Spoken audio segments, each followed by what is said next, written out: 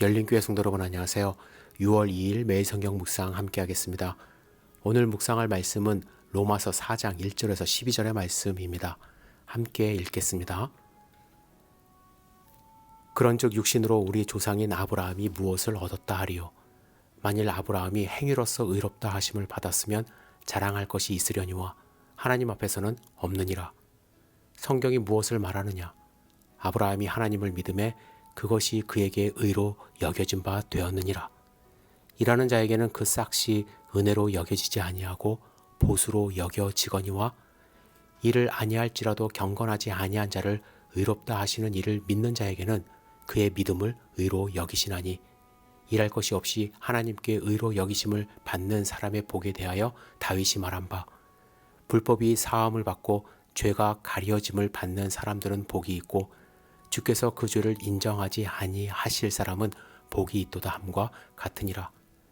그런즉 이 복이 할례자에게냐 혹은 무할례자에게도냐 무릇 우리가 말하기를 아브라함에게는 그 믿음이 의로 여겨졌다 하노라. 그런즉 그것이 어떻게 여겨졌느냐? 할례시냐 무할례시냐? 할례시가 아니요 무할례시니라.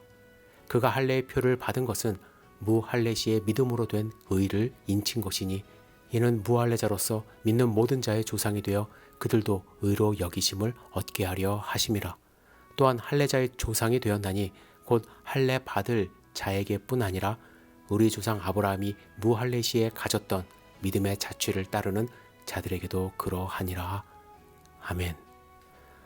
오늘 본문의 말씀은 믿음의 본질은 어떤 것인지에 대하여 아브라함의 예를 들어서 설명하고 있습니다. 아브라함은 율법이 있기 훨씬 전에 존재했죠. 그러나 그는 의롭다 칭하심을 받았습니다. 그렇기 때문에 율법으로 의롭게 된 것은 아니죠. 더군다나 아브라함은 할례를 받기 전에 의롭다고 여김을 받았기 때문에 할례를 받도록 하신 거예요. 유대인들이 주장하는 할례를 받았기 때문에 의롭게 된 것이 아니라고 이제 주장을 합니다. 그것이 맞죠? 저는 오늘 본문을 읽으면서 그렇다면 아브라함의 믿음은 어떤 믿음일까에 대해서 생각을 해보았습니다.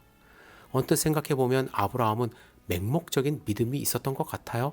왜냐하면 성경에는 많은 설명이 없이 그냥 본토 아버지의 집을 떠나 하나님이 지시하는 곳으로 가족을 데리고 무작정 떠났기 때문에 그렇습니다. 마치 아무 생각 없이 행동한 사람처럼 보여요.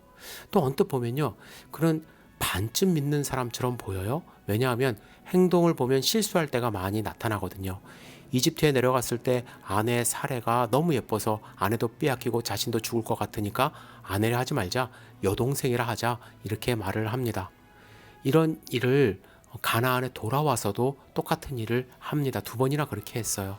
뿐만 아니라 하나님은 분명히 사라를 통하여 아들을 주신다고 했는데 그 사이를 참지 못하고 하갈을 통하여 이스마엘을 낳았다라는 것이죠. 그런데 하나님은 아브라함이 믿음으로 의롭게 되었다고 하셨습니다. 도대체 아브라함의 무엇을 하나님이 보신 것일까요? 그의 믿음은 어떤 믿음이었을까요? 우리가 먼저 알아야 할 것이 있습니다. 믿음을 논하기 전에 믿는 사람이 완벽하다는 편견을 먼저 버려야 합니다. 여러분, 아브라함이 완벽하기 때문에 의롭게 된 것이 아닙니다. 논리적으로 이렇게 생각을 해보면요, 완벽해야 의롭게 되는 것이 당연한 것처럼 보입니다. 그런데 만일 완벽하게 된 후에 의로워진다면 어떤 문제가 생길까요? 은혜가 없어집니다. 물론 우리가 완벽해질 수 있다는 것 자체가 말이 안 되죠. 하지만 하나님의 은혜로 믿음으로 말미암아 의롭게 되는 것이 핵심이기 때문에 우리는 하나님이 베푸신 은혜를 통해서만 의롭게 될 수 있습니다. 그래서 믿음은 무엇이냐, 무엇을 믿는 것이냐 하면 내 자신이 아니라 십자가의 예수 그리스도께서 나를 위해 피 흘리신 것, 그리고 그것을 계획하시고 그것을 공짜로 베푸신 하나님의 은혜를 믿는 것입니다. 여러분들의 자녀를 한번 생각해 보세요. 자녀들이 무엇을 해야 사랑을 받을 수 있습니까? 물론 잘 자고 또 잘 먹고 또 속 썩이지 않고 잘 크면 기쁘겠죠. 그런데 그런 행동들이 여러분들의 사랑을 받을 수 있는 조건은 아닙니다. 오히려 갓 태어난 아기가 부모님의 은혜를 갚겠다고 잘 걷지도 못하면서 말도 하지 못하면서 막 스스로 옷 입으려 하고 부모님 손길 필요 없다고 뿌리친다고 한다면 그게 은혜에 보답하는 행동일까요? 그냥 부모님 품 의지하는 것. 부모님이 악한 것 주시지 않으니까 부모님을 믿는 마음으로, 당연히 믿는 마음으로 잘 받아 먹는 것, 그 모습 자체가 사랑스러운 거예요. 자녀가 완벽하기 때문에 사랑받는 것이 절대로 아닙니다. 하나님이 마찬가지예요. 우리가 완벽하기 때문에 사랑하는 것이 아니라 사랑받을 존재이기 때문에 사랑하십니다. 그 사실을 받아들이고 그를 믿으면 우리는 하나님의 자녀로 의롭다 여김을 받습니다. 두 번째로요, 믿음은 관계 속에서 형성되는 것입니다. 아브라함이 하나님을 믿었다는 것은 단순히 하나님을 안다는 것, 하나님을 맹신한다는 것, 믿어주기로 다짐했다는 것, 그것이 아니라 아브라함은 하나님과의 관계 속에서 하나님을 더 알아가고 하나님을 신뢰하고 하나님을 믿는 믿음이 더 커져갔다는 것을 의미합니다. 그래서 믿음은 상호작용이 있을 때 제대로 믿게 되고 그 믿음이 진짜 드러나게 되는 것입니다. 하나님이 말씀하세요. 그럼 그 말씀 들어야죠. 듣기만 할 뿐만 아니라 그 말씀에 반응해야만 합니다.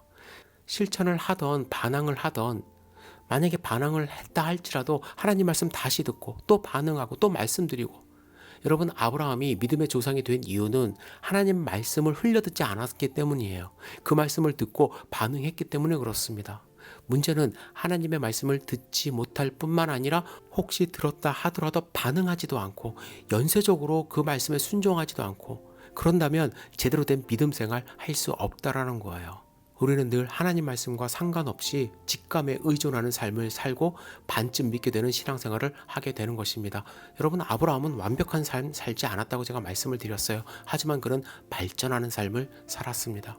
결국 이삭을 하나님이 제물로 드리라는 그 명령까지도 하나님을 믿기 때문에, 하나님과의 관계를 통해서 쌓은 신뢰가 있기 때문에 수행할 수 있던 것이죠. 여러분, 완벽한 믿음 추구하려고 하지 마시고요.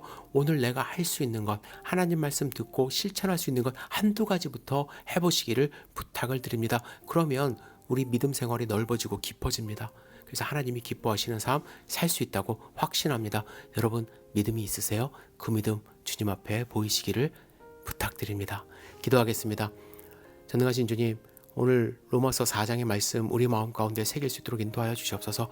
믿음으로 의롭다 칭함을 받은 아브라함처럼 우리도 우리의 믿음을 가지고 주님 앞에 의롭다 칭함받고 하나님께 칭찬받는 소중한 삶 살 수 있도록 인도하여 주시옵소서. 흔들리지 않도록 주여 붙들어 주시옵소서. 예수님의 이름으로 기도드렸사옵나이다. 아멘.